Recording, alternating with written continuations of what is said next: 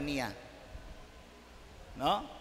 Unya mauni gamito na mo to diagnose kung adunay usa ka pasyente, kung aduna ba siya harassment sa daotang espiritu. No?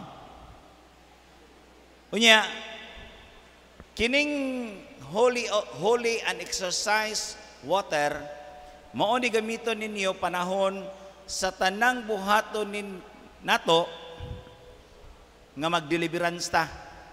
Magdeliverance ta sa balay, magdeliverance sa atong anak. Unya magsilyo ta sa panahon nga magdeliverance ta, sa di pa ta magdeliverance, magsilyo una ta sa atong lugar.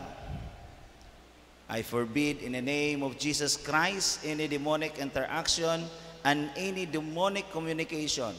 Lord, I ask you to seal this whole place by your precious blood. In the name of the Father and of the Son and of the Holy Spirit. Nga, sabligan ninyong tubig. Ha? So, mao na ang pagsilyo na to.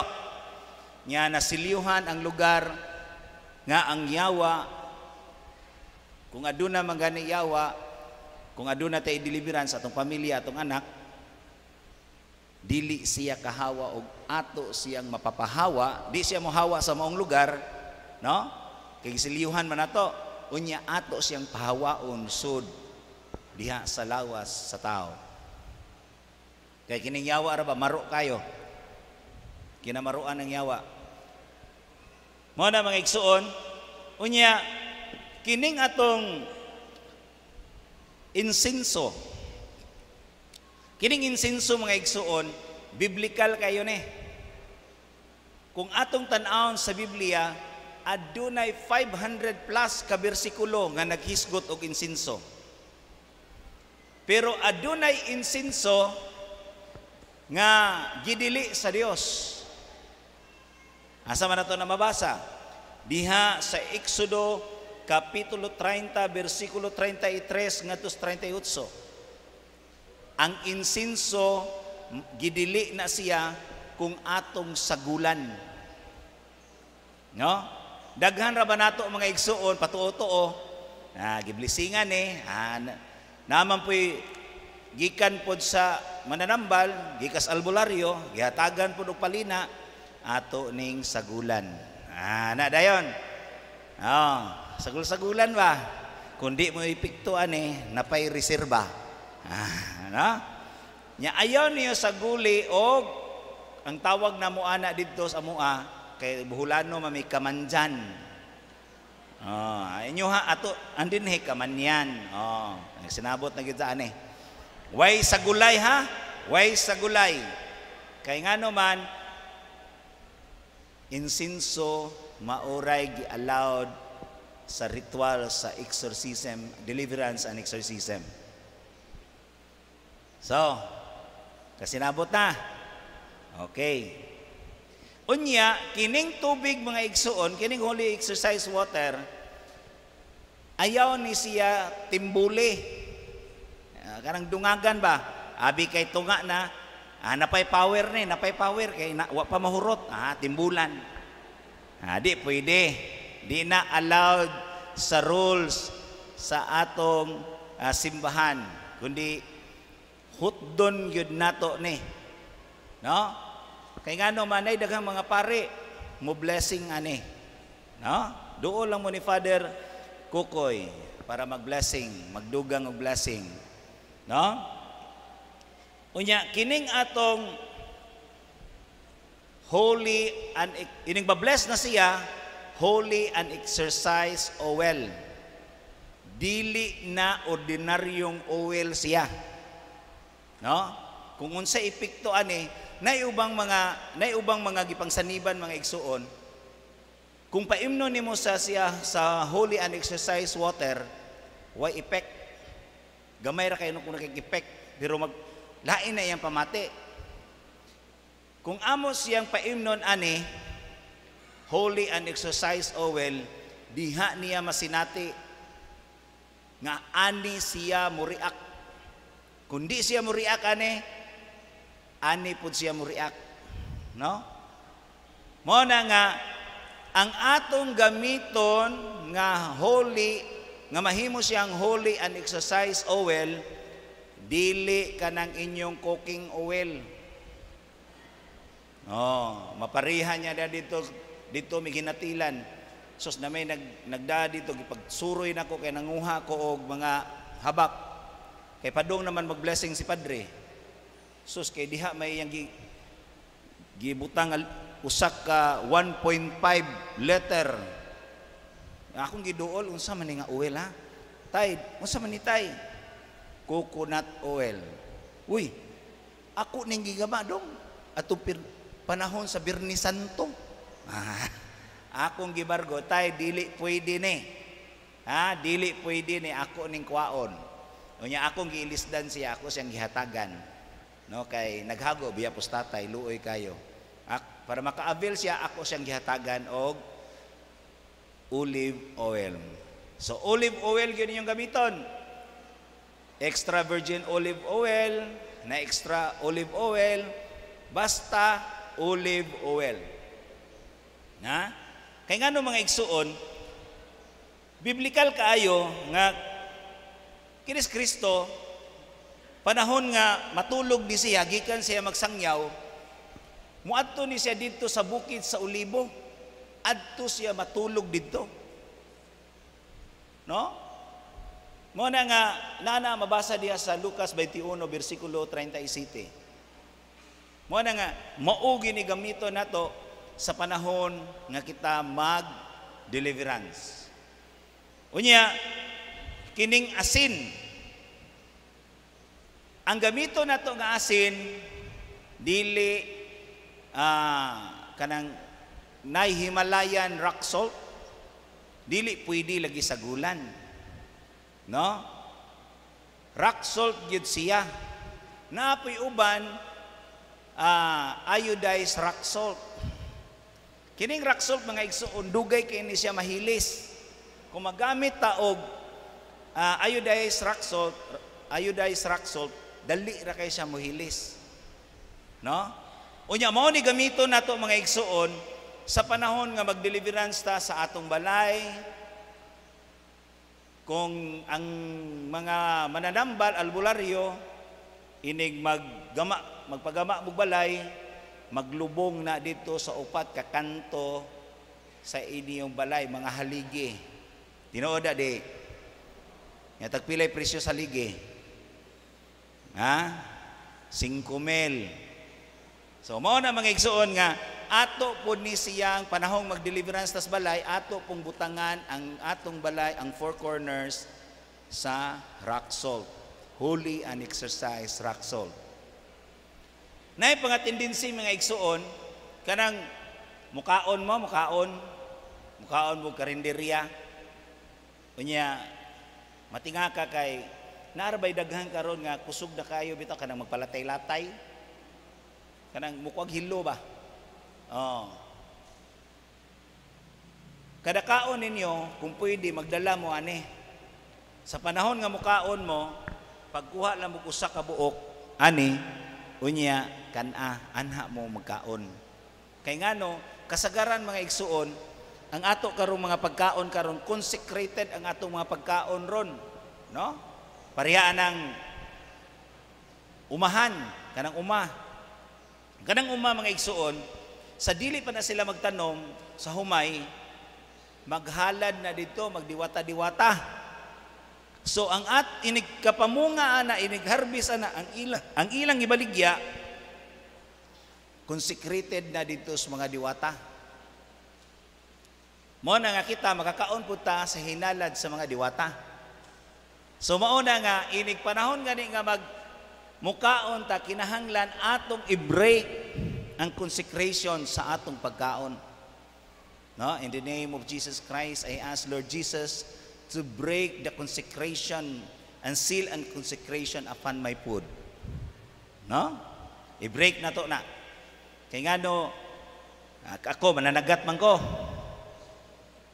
Akong naandan sa akong ginikanan, kanabitong gitawag nilag dimalas, way kuha-kuha, makarelate yun kay daplim na nagbaybayon, daghan daghan jud dinhi mananagat, no?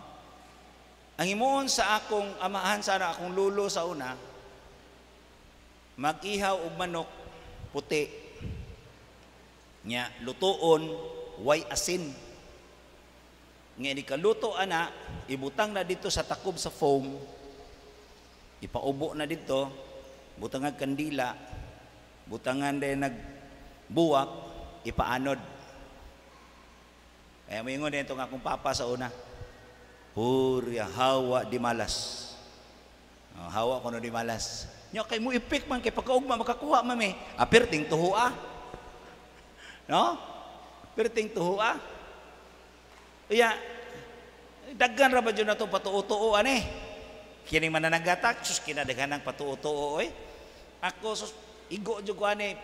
Diha na ko na realize nga pagsud nako dinhi sa deliverance and exorcism mga igsoon. Kana bitawng magpagamat tagpambot, no? Magpasugod yung pagamagpambot. Ining magpagamagpambot kinahanglan naa ba ni dinhi nga inig sugod ug gamagpambot kinahanglan ang dulong magatubang sa silangan. Naa na dinhi? Naa ba ni dinhi? Atubang jud kuno silangan. Kay ngano man silang jud kuno kaayo. Mudan-ag jud kuno kay atong panginabuhi. Unya ini kahuman sa pambot, maglusad. Iniglusad sa pambot, pili-pili dayon tag-adlaw. Pili-pili adlaw. Miyerkules, nana din Miyerkules, Sabado, Domingo, dili pwede Lunes, kay Lunes, adlaw patay. Di ba? Kaya, pili na punta dayog pizza. Pizza 8, 18, 28. Nya mo tan-aw na punta kalendaryo. Akin ni ayaw ni kay himatayon ang bulan, ari gyud ta subang bulan. Ngana din perting naalagi dyan. Unya iniglusad pagyus pambot, magpaluto dahil tagbiko para pilit kayo ang grasya. Unya mangita na pugnang ka aron humot kuno kaing grasya. Patuo-tuo na mga igsoon, no? Mo na nga daghan patuo-tuo na to. Mutats lang ko gamay ani. Kay ngano man grabe ang atong pagtuo karon naka-contaminate sa atong pagtuo sa Dios. Maoy nakahugaw sa atong pagtuo sa Ginoo. Diha bitay usa kay gayon nga naguba akong pukot ba. Pagkaguba sa pukot, nahuman man siya Huwebes. Ni-decide ko nga, managat augma, Birnes. Gibadlong din ko. Sa makaloy nga managat na kag Birnes, kini mo pukot, bag-ura ba nag-repair? Hana ba? Ayaw na, kay maot nag-adlaw. Ang gingnan, naghimo ba di ang Dios og adlaw nga dautan? Maot nga adlaw? Ang gihimo sa Dios, ang tanan nga gihimo sa Dios nga adlaw maayo. Tungod lang na sa pagtulunan nga iya sa tao.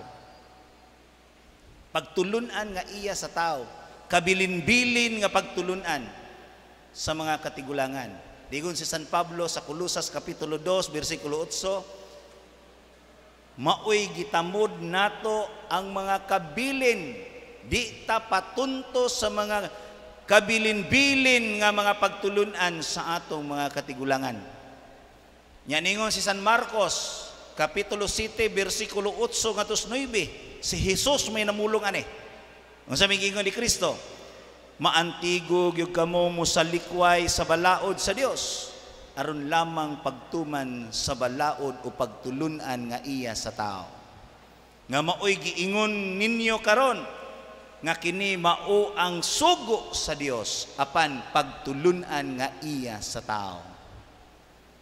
Na magani daghan din nga tingali inig na ay mamatay di maligo. Nana din may pangminatay kay sawa pa ibutang sulungon naligo. Kapila na siya sabnib gibrasan Unya gimik-apan, gwapo na kaayo. Unya ang mga buhi, way ligo-ligo, sila may nanimahong patay. Ha? Ano yung mga pagtulunan?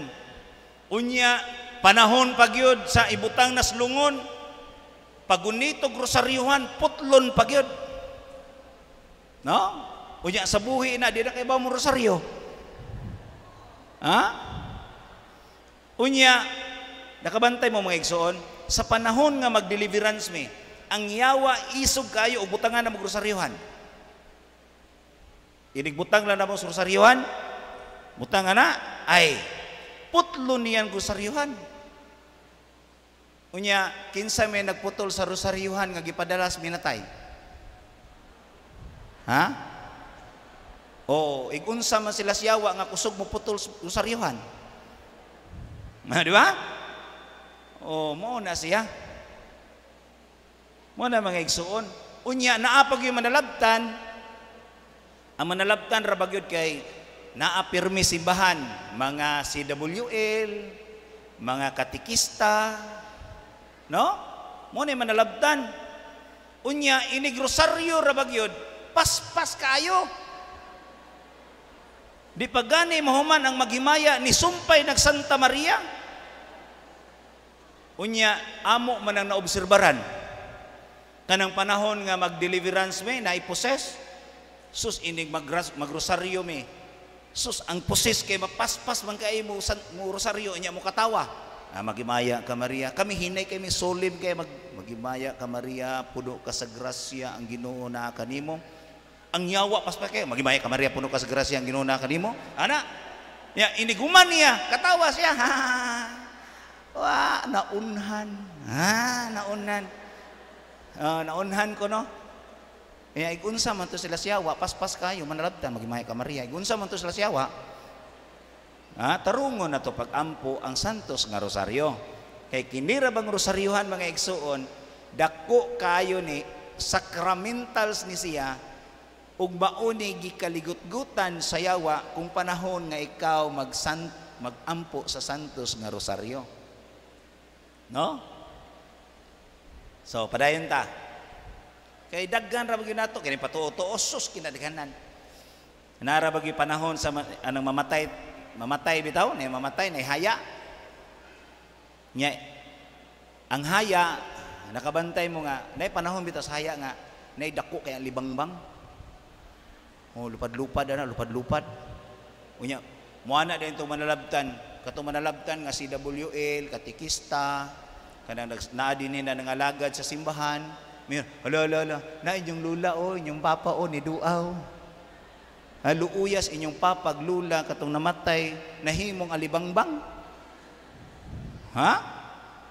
Mga igsuon, niingon sa sulat sa mga Hebreo, Kapitulo 9, versikulo 27, nga inig kamatay sa tao, muatubang siya sa Dios, inig kamatay niya dayon, ang iyang kalag, muatubang sa Dios. Mo nang ayaw mo pag-una-una nga hindi na mamatay dinhi naglibot-libot pa nato kay gimingaw. Muatubang ang iyang kalag aron hukman siya sa Dios. Ana man sa Biblia. No? Nya nara bagi panahon nga inig panahon naggawas sa minatay. Kay ipadong na dito simbahan. Miingon na dayon tong katikista katong manalabtan ba. Isa kang lungon.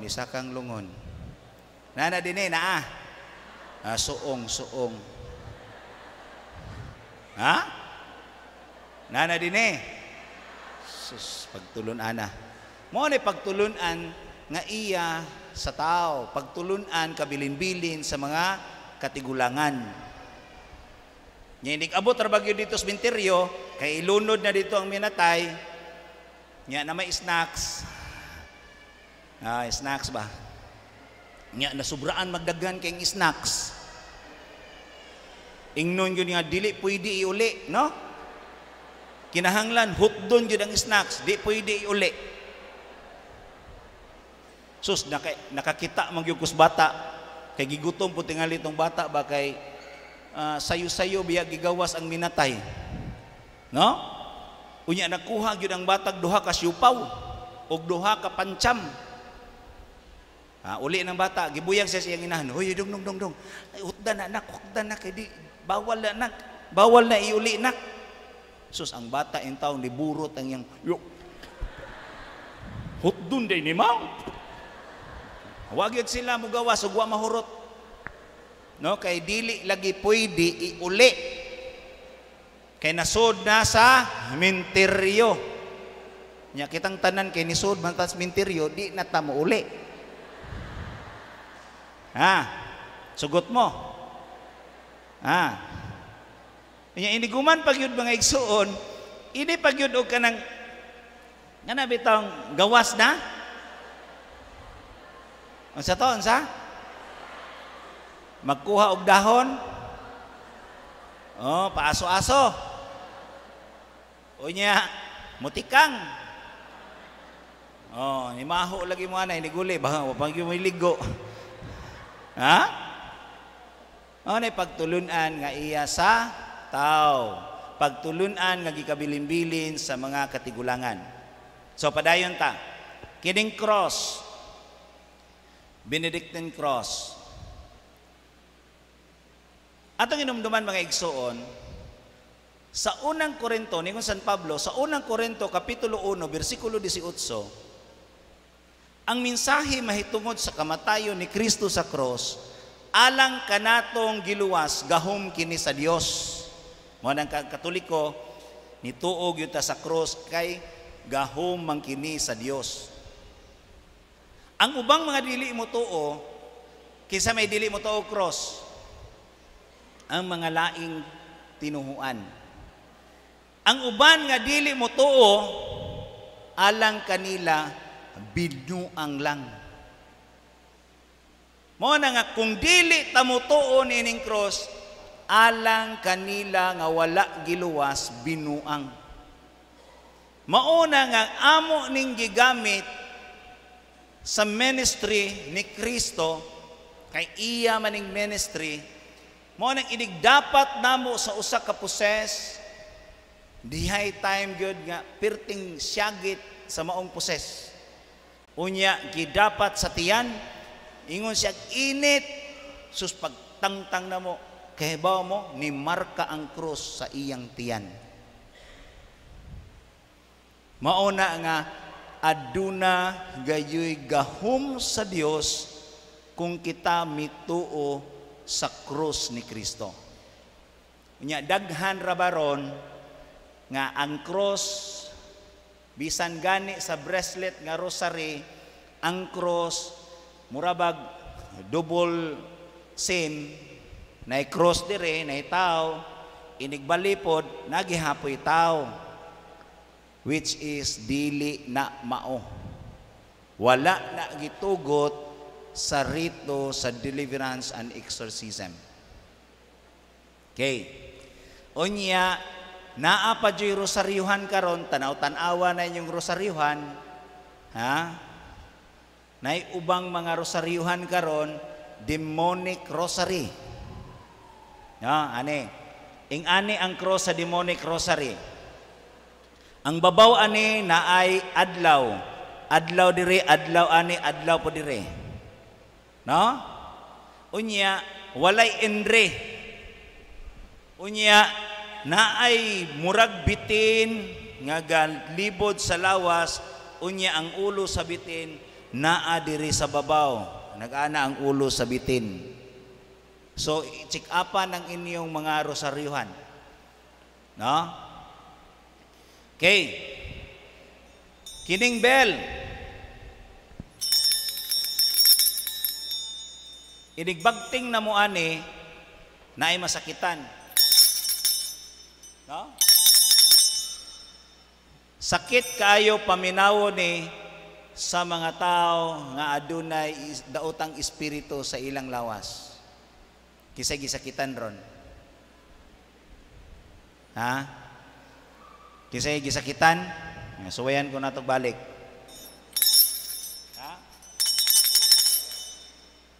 Dahil gisakitan wa mo na mag-deliverance mo sa inyong balay, gamita ang bell. samtang nagtuyok mo sa inyong balay. Ha? Mao na mga igsuon. Kini,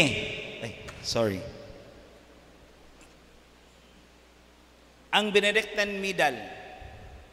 Kini Benedictine Medal, mga igsuon, mauni ibutang sa inyong mga pultahan ninyo. Kay ang mga patuo-tuora ba, ang mga tambalan, so sa among balay sa una, inig sud ni mos balay, hangad. Inighangad yun ako dito, kay butangan man tong mama. Kay ba mo sa ibutang mama, di babaw sa pultahan, ahos o sibuyas Bombay. Ambot, gano to? Wapog ko mangutan na. No? O na mga igsuon, ang Benedictine Medal mao'y kinahanglan. Unya, ang Deliverance Handbook, nanabay Deliverance Handbook, nganong aduna may itom o adunay blue. Kini mga igsuon, kining itom kang Father Sikia, Handbook of Deliverance Prayer, ang nindot ani kay adunay flow o adunay murag i-discuss ba, ipasabot kung unsa paghimo sa maong deliverance prayer. Guidelines. No? Nay guidelines ani, unya, ang problema lang nato kay ang prayer ani is direct command. Kanang direct command mga igsuon, mo ni gamiton sa mga pari. Ay, sample ha. Sample. Mag-break the seal and the consecration. Ang mga pari magampo ingani. In the name of Jesus, I break the seal and the consecration. Nganong I break man kay ang pari in persona Christi, in the person of Christ. Pero kita kay laygo man ta, di man ta pari, ang atong buhaton intercessory kuman na ngayo tagpakitabang ni Kristo. Kaya di man ta in persona Christi. Mauning naaaning kang Father Chad Referger nga prayer, kining handbook. Mauna nga, kining handbook ka para ni sa mga laygo. Ang prayer ani, ang nasulat din ni sa prayer. I ask, Lord Jesus, I ask in the name of Jesus Christ, I ask, Lord Jesus, to command, to break the seal and the consecration. So, nangayo tag panabang.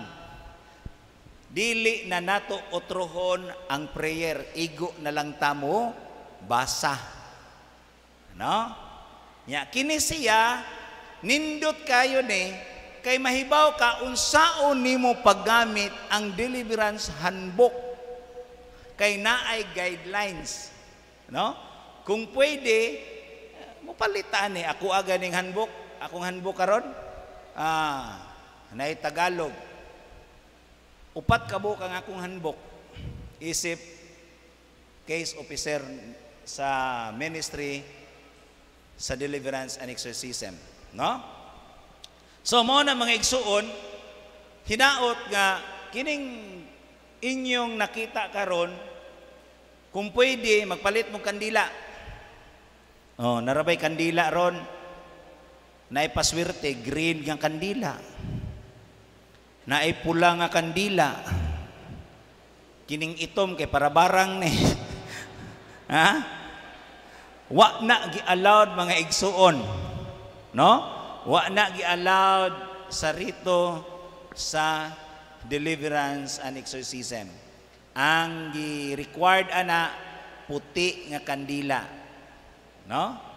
Mga bitanang daghan karon nga nagpatuo-tuo nga kining kandila paswerte ni nya og dili maswerte di malas gyud kay duha ray kapaingnan ani di malas tas atong pagtuo kay ngano man ang atong pagtuo gikan sa pagtulunan sa tao.